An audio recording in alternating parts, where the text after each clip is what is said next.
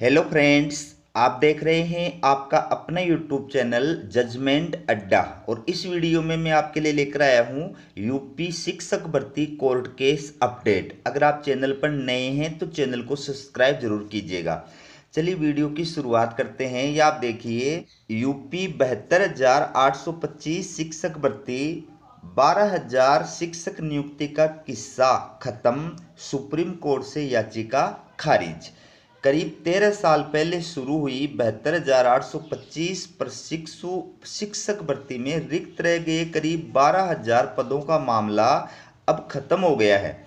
High court द्वारा 13 साल पुरानी भर्ती में काउंसलिंग का आदेश देने से इनकार कर दिया है। तो दोस्तों, ये जो भर्ती का मामला है, ये यूपी परिषदीय प्राथमिक स्कूलों में 72,825 प्रशिक्षु शिक्षक भर्ती 2011 से जुड़ा हुआ मामला है। 2011 में भर्ती जो है वो शुरू की गई थी, जिसमें काउंसलिंग के पश्चात मेरिट लिस्ट में शामिल करीब 66,665 जो अभ्यर्थी थे उनको तो नियुक्ति प्रदान कर दी गई थी, और शेष चयनित जो अभ्यर्थी थे वो नियुक्ति जो है उससे वंचित रह गए थे, उनको नियुक्ति प्रदान नहीं की गई थी। तो इसके खिलाफ इन अभ्यर्थियों के द्वारा यूपी हाई कोर्ट की सिंगल बेंच के अंदर जो है अपील की गई थी, जिस पर सुनवाई करते हुए 12 जनवरी 2024 को यह आदेश दिया गया था कि जिनकी काउंसलिंग नहीं हुई है उनकी काउंसलिंग की जाए और वंचित अभ्यर्थियों को नियुक्ति पत्र प्रदान किए जाए। तो यूपी हाई कोर्ट के सिंगल बेंच के द्वारा दिए गए इस आदेश के विरुद्ध राज्य सरकार के द्वारा और संबंधित शिक्षा विभाग के द्वारा जो है यूपी हाई कोर्ट की डबल बेंच में जो है अपील दायर की गई। स्पेशल अपील की सुनवाई करते हुए 16 अप्रैल 2024 को अपने आदेश में सिंगल बेंच के द्वारा दिए गए आदेश को रद्द कर दिया और ये कहा कि नियुक्ति प्रक्रिया शुरू होने के 13 वर्ष बाद में काउंसलिंग कराने का आदेश नहीं दिया जा सकता। ठीक है, ये कह करके उन्होंने सिंगल बेंच के द्वारा दिए गए आदेश को खारिज कर दिया। तो इसके विरुद्ध जो है अभ्यर्थियों ने सुप्रीम कोर्ट के अंदर याचिका दायर की थी। तो यूपी शिक्षक भर्ती की ये पूरी न्यूज जो है ये आप विस्तार के साथ में देखिए। यूपी टीचर रिक्रूटमेंट परिषदीय प्राथमिक स्कूलों में 2011 में शुरू हुई 72,825 प्रशिक्षु शिक्षक भर्ती के अंतर्गत 12,091 चयनितों की सूची को लेकर 7 साल से अधिक समय से चला रहा विवाद अब पूरी तरह से समाप्त हो चुका है। इस सूची में शामिल अभ्यर्थियों की नियुक्ति देने संबंधी एसएलपी सुप्रीम कोर्ट ने सोमवार को खारिज कर दी।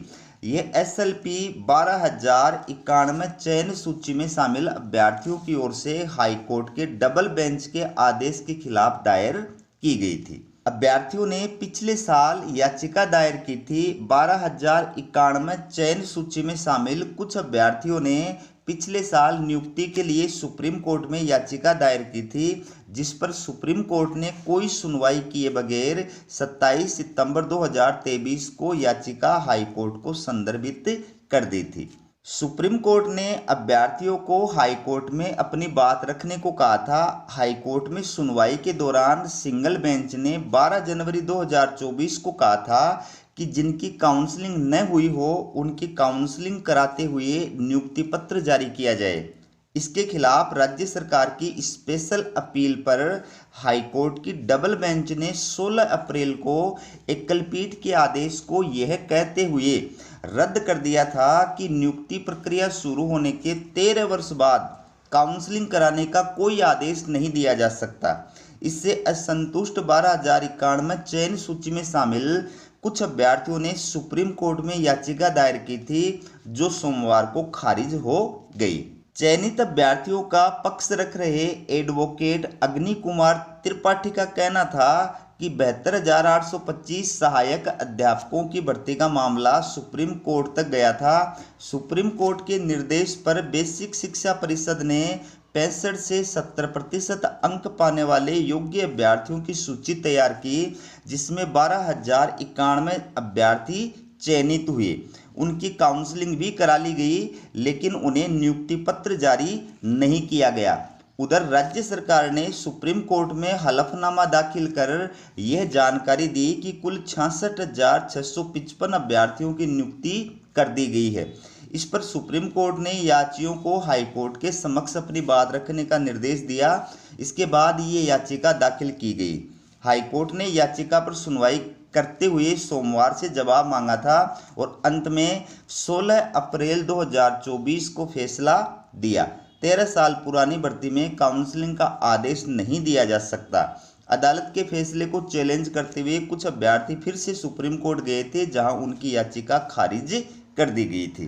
ठीक है, तो इस प्रकार करीब 12,091 जो शिक्षक थे जिनको नियुक्ति का इंतजार था, उनका वो सपना जो है वो टूट गया है। तो ये थी आपके लिए यूपी शिक्षक भर्ती से जुड़ी हुई अपडेट। इसी प्रकार की अपडेट पाने के लिए चैनल को सब्सक्राइब जरूर कीजिएगा। हमारा वीडियो देखने के लिए आप सभी का बहुत बहुत धन्यवाद।